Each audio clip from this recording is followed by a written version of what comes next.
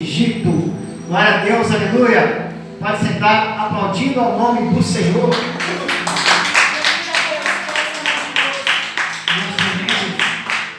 Hoje nós vamos ver também, né, na libertação, livramento e cura, o que Deus é capaz de fazer para te abençoar. Você viu, irmãos, né, a maravilha de Deus. Além de libertar o povo estava ali há 430 anos, né? Mas o povo não ficou escravo esse tempo todo. Aconteceu que na época de José, o povo foi para lá. José do Egito levou seus pais, levou seu pai todos para o Egito. Aquele faraó da época de José faleceu, né? José também. E foi passando o tempo e outros faraós foram vindo, né? São 430 anos. Só que o último faraó, no tempo de Moisés, ele não conhecia José. Ele não sabia quem era José. Esse faraó não amava o povo de Israel como, né, o faraó da época de José. E o que acontece? Ele começou a oprimir o povo de Israel. E o povo de Israel era mais poderoso do que o povo do Egito. Dentro do Egito, Israel era maior. Alguns estudiosos falam, além disso, quando ele saía, você leu ali, que o faraó fazia o quê? Mandou o povo sair. Por causa de quê? Deus mandou as pragas. Mas o faraó não queria deixar o povo ir. Deus endureceu o coração do faraó para fazer o quê? Para mostrar o poder dele. Para mostrar que ele é poderoso e que ele iria agir no meio de Israel, dentro do Egito. Então o faraó, toda vez Deus endurecia o coração do faraó, ele não deixava o povo sair. Praga, através de praga, e o faraó não deixava o povo sair. O faraó se achava um Deus na terra. Ele achava que ele poderia combater o Deus de Israel. Ele, ser humano, se achava um Deus. E ele falou que não deixaria, porque ele era mais poderoso que o Deus de Israel. Até que chegou a última praga, que foi o quê? A morte de todos os primogênitos do Egito. Tanto das pessoas, né, dos filhos, dos bebês, quanto dos animais. Todos os primeiros morreram. Então o faraó e todo o povo do Egito queria que o povo de Israel chispasse. Vai embora. Você leu ali. Senão todos nós vamos morrer. Vai embora. Então eles partiram. E Deus fez o quê? Olha como Deus é maravilhoso. Fez com que o povo ganhasse presente dos egípcios para levar embora. Ó, leva isso aqui, ó, vocês vão precisar de animais. Ó, leva isso aqui de comer, vão precisar de comida. E foi dando presente para eles. Isso é o que Deus é capaz de fazer por todos nós. O que Deus não faz para abençoar o povo dele? O que Deus não faz? Agora eu vou contar um caso que aconteceu. Olha só. Josué estava ali numa guerra. Israel estava guerreando com o povo inimigo. E olha o que Deus é capaz de fazer para abençoar o povo dele. Deus é capaz de parar tudo por sua causa. Ele foi capaz de acalmar. Deus foi capaz de fazer 2 astros pararem no céu. Josué estava orando e ele precisava da luz do dia. Porque senão, se escurecesse, ficaria difícil a guerra. Israel poderia até perder. E o que o Espírito Santo orientou Josué a fazer? Porque Josué, ele era guiado por Deus. Ele conhecia a região onde ele vivia geograficamente. Ele conhecia como funcionava o céu, né? Como funcionava a terra. Então Josué, guiado pelo Espírito Santo, dá uma ordem. Sol, você vai parar em Gibeon. E lua, você vai parar em Ajalon. Por quê? Porque ele sabia que naquele lugar específico ficaria o quê? Então Josué orou, o sol e a lua pararam. Por causa de que eles pararam? Quando eles estavam ali fazendo seu ciclo pela terra, Josué deu a ordem. E naquela região específica, fazia o quê? Faria ficar meio-dia durante 9 horas. Durante 9 horas foi constatado que ficou meio-dia. E o Israel venceu a guerra. Olha só, vamos dizer na gíria, né? A moral que Deus deu para Josué.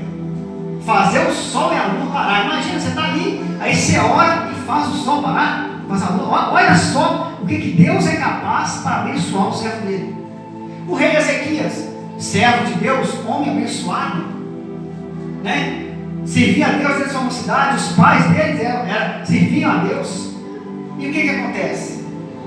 Ezequias chega um certo momento da vida dele que ele adoece, aparece uma doença nele.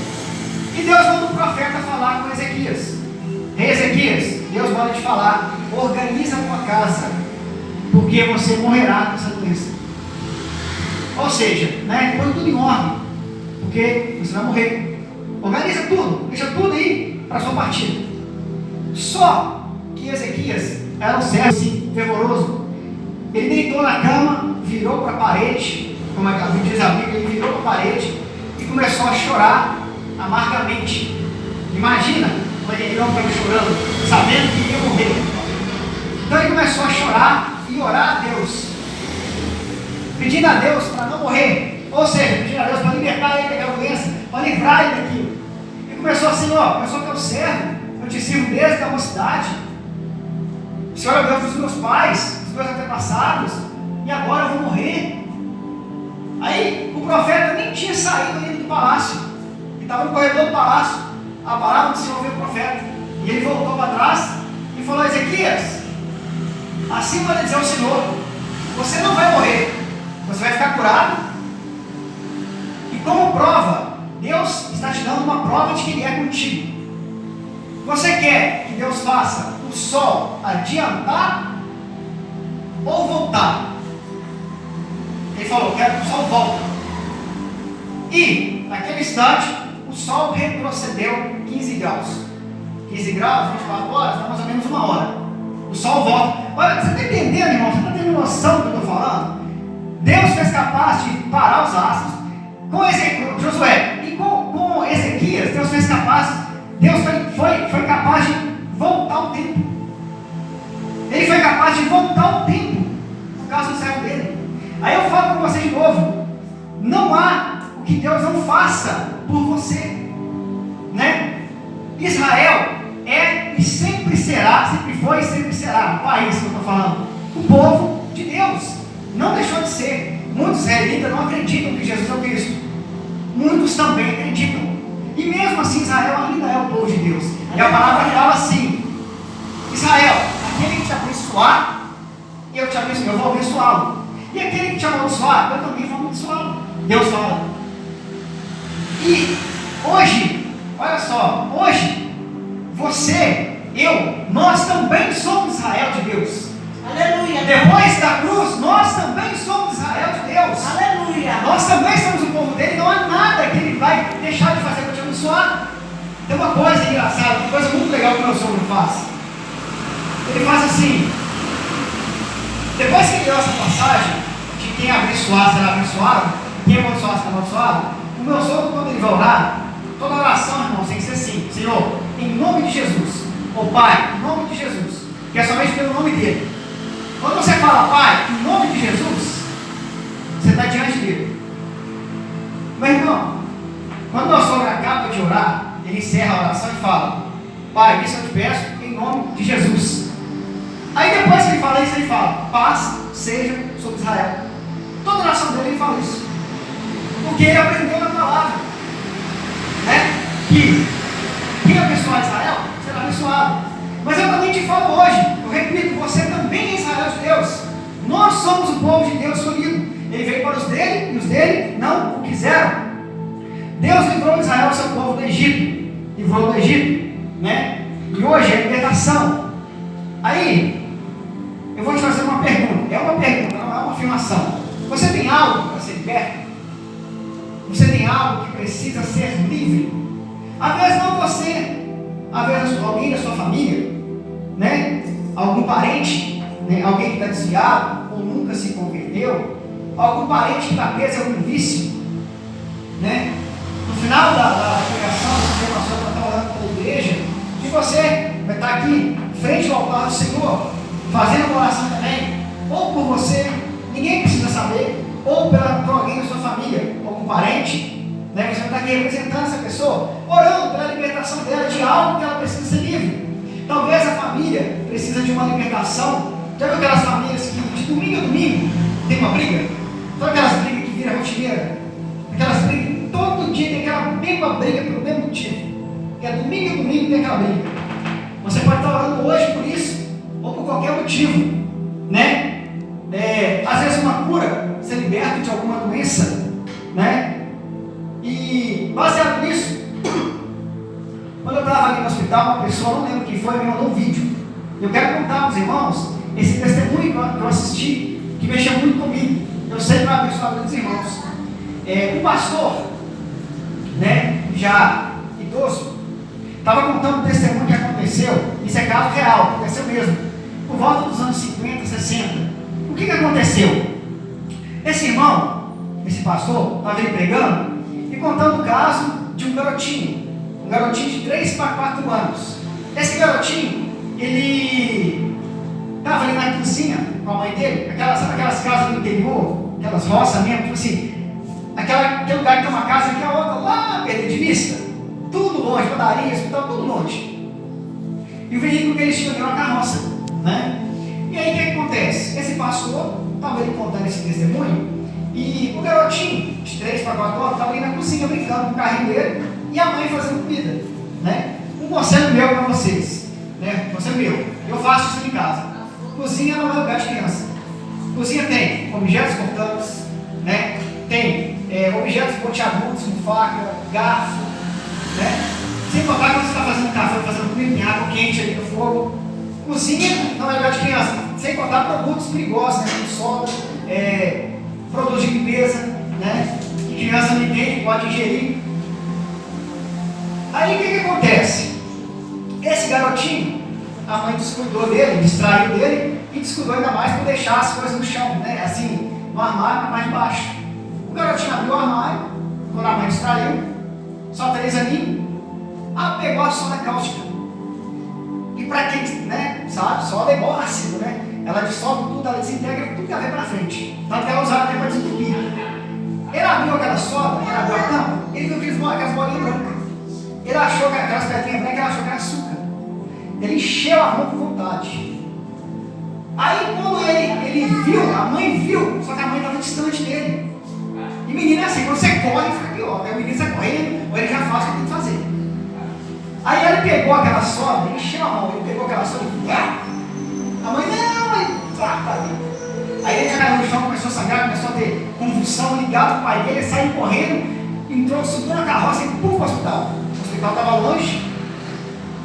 Chegou no hospital, o médico falou, olha, seu filho está ali no leito, se demorasse 2 minutinhos, você ia trazer para começar um pouco. Porém, as notícias não são boas. Seu filho entrou em coma,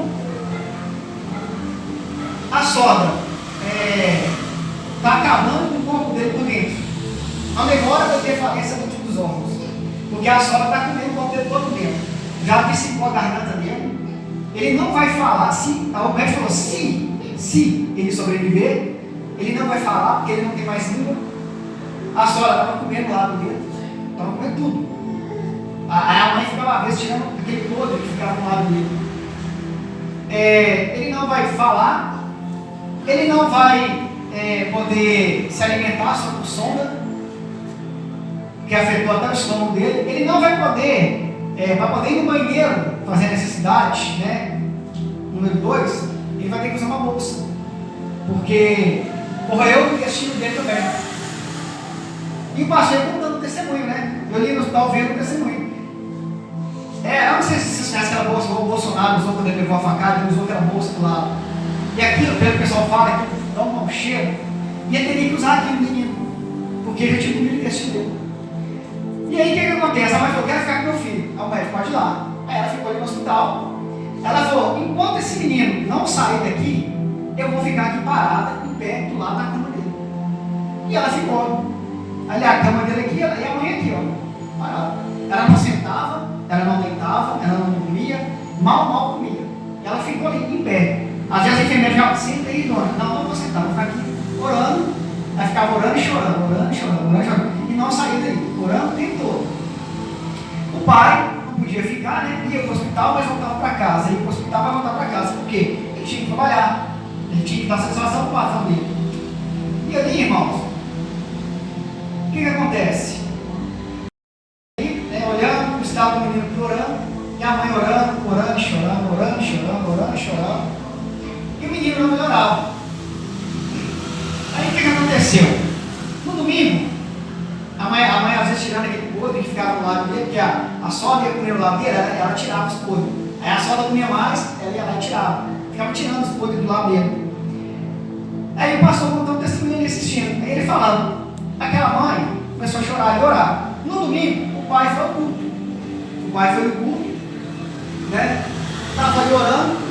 No final do culto, aquela oração que tem depois da pregação, aquela oração pós-pregação, uma irmã, que já era muito conhecida na igreja por revelação, por profecia, e tudo que ela falava acontecia, essa irmã chegou no pai dele e falou: assim manda dizer o Senhor, eu estou passando agora, nesse momento que você ouve agora, eu estou entrando dentro do hospital e estou colocando a mão no seu filho nesse momento, porque o médico falou o que falou, mas quem é o médico para colocar um ponto final aonde eu não coloquei? Eu não decretei nada sobre o seu filho. Aleluia. Sou eu que decido. E eu estou agora entrando naquele hospital e colocando a mão no seu filho. E estou curando ele agora. Beleza. Acabou o culto, ele subiu na carroça e foi para o hospital. Chegou no hospital, né? Ele tinha poucas horas para ficar ali, que tinha que ir embora para trabalhar. Ele falou: olha, chegou no hospital e falou assim, antes dele chegar, né? Naquele mesmo momento que estava orando ali para ele, a mãe estava ali de frente à cama, né? Chorando e orando. Já tinha mais de 4 dias que ela estava em pé de frente à cama, não sentado. De repente, na porta do leito que ele estava, apareceu um homem com um manto branco e um capuz branco, né? No manto. E aquele manto brilhava muito. E o rosto dele brilhava muito. Ela só conseguia ver a boca dele. O rosto dele brilhava muito, nada ver o rosto dele. Brilhava muito. Era uma luz muito forte. Ele entrou, a mãe estava aqui desse lado, ele ficou do outro lado. Ele ficou do outro lado da cama. Ele chegou, a mãe aqui, aí aquele homem chegou, olhou para a mãe, sorriu, pôs a mão no menino.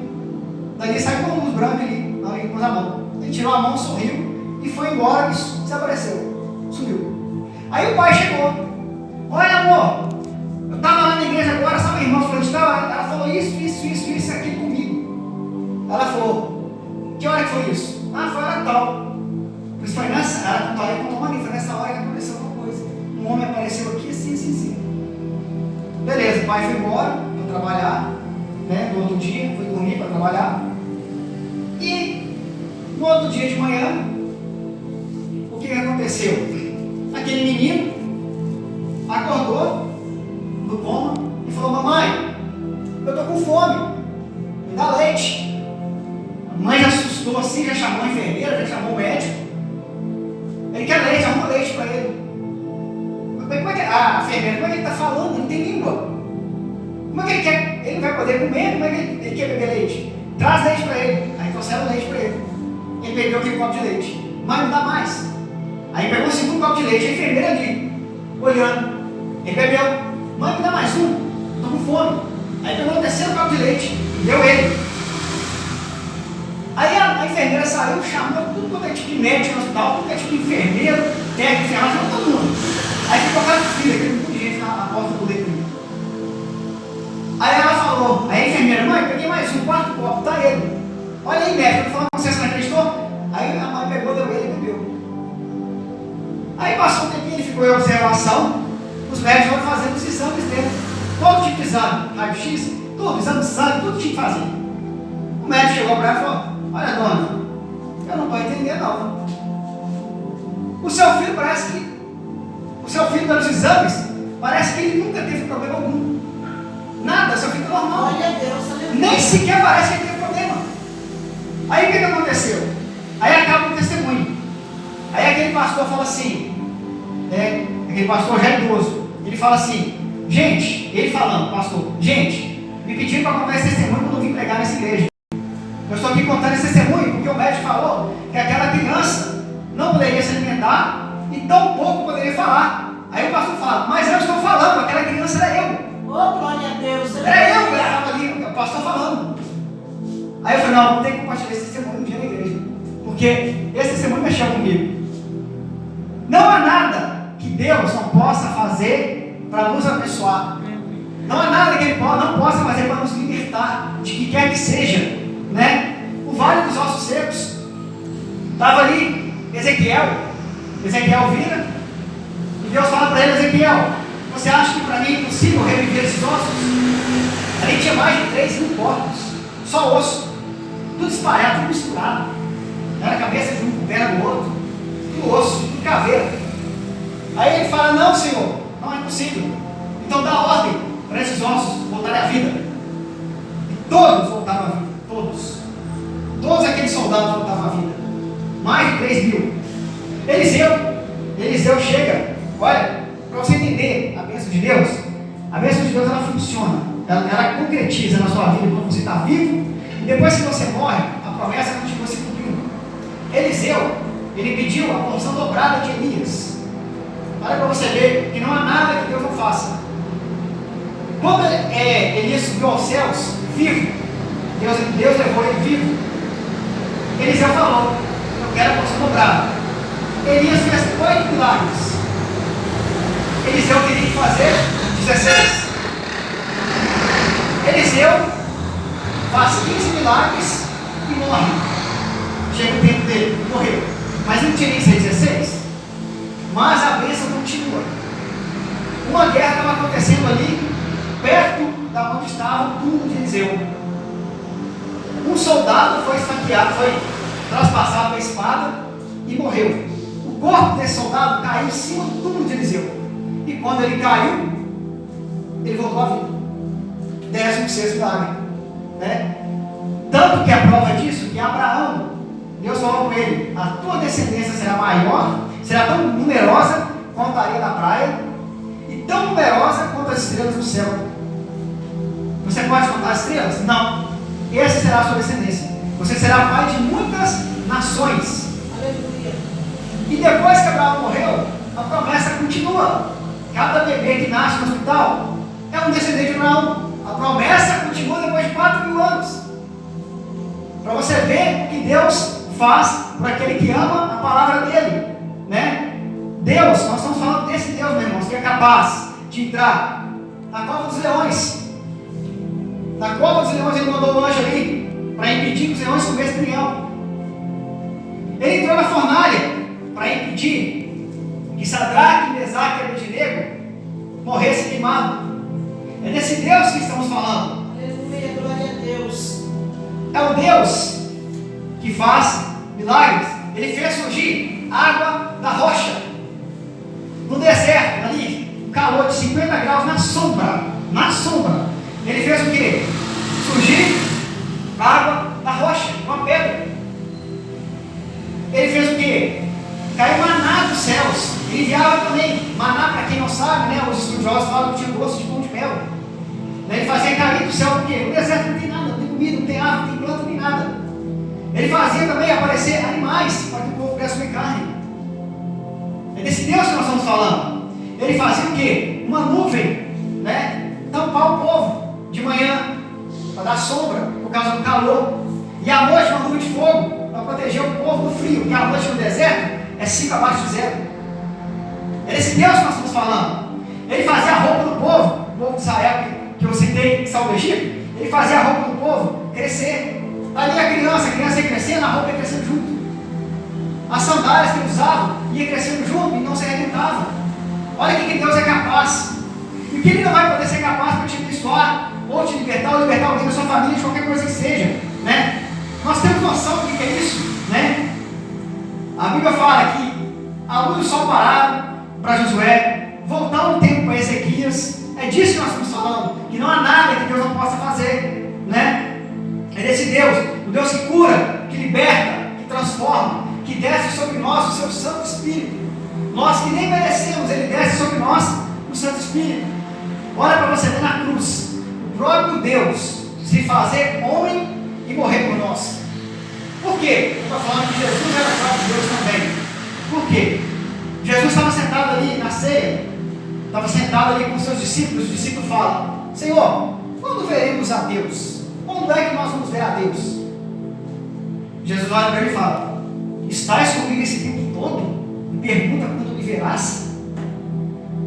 Porque era ele. O próprio Deus é capaz. Olha do Deus que nós estamos falando, irmãos. Ele é capaz de ele mesmo descer à terra, se rebaixar, ser um de nós e morrer por nós. Olha o que ele não é capaz para abençoar o povo dele. Não há nada que ele não faça para te libertar, para te livrar, para te dar livramento. Eu vou contar um livramento rápido que nós tivemos. Uma semana que eu volto no hospital, o que acontece? A Aí no sábado, deu uma semana sábado, eu estava ali na minha barbearia, trabalhando, e uma coisa que eu não faço, geralmente eu busco a Laís no trabalho dela, né? Quando não é dia de culto. E uma coisa que eu nunca faço, é no dia que eu não vou buscar, eu esperar ela no trabalho, eu ficar na barbearia esperando ela chegar, né? Aí ela chega no salão, ela vai embora junto. Isso eu nunca faço isso. Esse dia veio na minha cabeça. Já que a Laís me pediu, porque tá um tempo de frio, eu acabei de chegar no hospital, falou, não ficar no frio, eu vou esperar ela aqui. Fiquei na barbearia esperando ela, né? Pra quem não sabe, a barbearia é na rua de cima aqui. Estou lá esperando ela. Ela vai chegar, vai ver aberta, ela vai entrar. E por quê que eu falo que foi livramento? Porque se eu não tivesse esperado, quando eu chegasse em casa, não ia coincidir o tempo que coincidiu para eu ver algo. Eu esperei ela, arrumei as coisas, não veio embora junto. Cheguei em casa, guardei tudo em seu devido lugar, que eu guardo, né, a nossa rotina, e falei, tirei o sapato, falei, Laís, eu vou ali no quarto, pegar uma roupa, vou com banho. Depois eu faço um café para nós. Quando eu vou no quarto, nesse momento, eu me deparo com o quê? Uma bitela de um escorpião no chão. Ele andava devagarzinho e parava. Aí ele andava devagarzinho e parava. Ele estava vindo no quarto das minhas filhas. E olha que pensa, porque minhas filhas não foram embora. Ou foi pegar qualquer coisa ali em casa. Elas estavam na casa da minha irmã. Elas podiam abrir o portão e ir embora, pegar alguma coisa, pegar um iogurte. Ou sei lá, esperar a gente lá, não sei. E elas não foram. E eu também não tinha ido embora antes. Porque se eu tivesse embora antes, claro que Deus ia dar o livramento de todo jeito. Mas eu não teria visto ele naquele momento. Ou ele teria visto a gente primeiro, né? Mas Deus guarda, ele não ia deixar acontecer isso. Eu vejo aquele escorpião. Eu falei, Laís, olha isso daqui que está entrando no quarto das minhas filhas. Olha só, nossa senhora, isso aí. Estava lá. E infelizmente, né, é o escorpião amarelo, que é o mais comum. E o mais comum é o mais venenoso. Quando a gente acha que o preto é o venenoso, não é. O venenoso é o preto inofensivo. O venenoso é o amarelo. Ele é o mais comum de aparecer na casa dos outros. Aí matei ele ali. A Laís começou a orar, agradecer a Deus. Nós oramos juntos, agradecemos a Deus pelo livramento. Eu pensei, Satanás, filha da mãe, eu acabo de chegar, ele manda o escorpião para minha casa, né? Entendeu, irmãos? Como Deus trabalha? É na libertação, é no livramento, é na cura e é na proteção a quem guarda, quem ama a tua palavra. Então vamos ficar aqui, na palavra, porque é na palavra que nós vamos encontrar o Senhor. A palavra fala, né? A tua palavra escondi no meu coração para não pecar contra ti. E quem ama a palavra, quem ama a Deus, Deus não desampara. Ele tem compromisso, quem tem compromisso com Ele. Fiquemos a palavra, e o Senhor vai estar nos dando a libertação que precisamos, o livramento que precisamos, a cura que precisamos. Eu queria pedir para os irmãos, para estar vindo aqui à frente, aqui de frente ao altar, só tomando um distanciamento do outro, vamos estar orando, né, por cada um de nós, vamos estar orando pela igreja, né, pela situação que a igreja está passando, e depois também a pastora vai estar orando pelo livro de Cadê Orações. Agradeço a Deus pela oportunidade, a igreja e a pastora pelo convidado. Amém? Pode vir.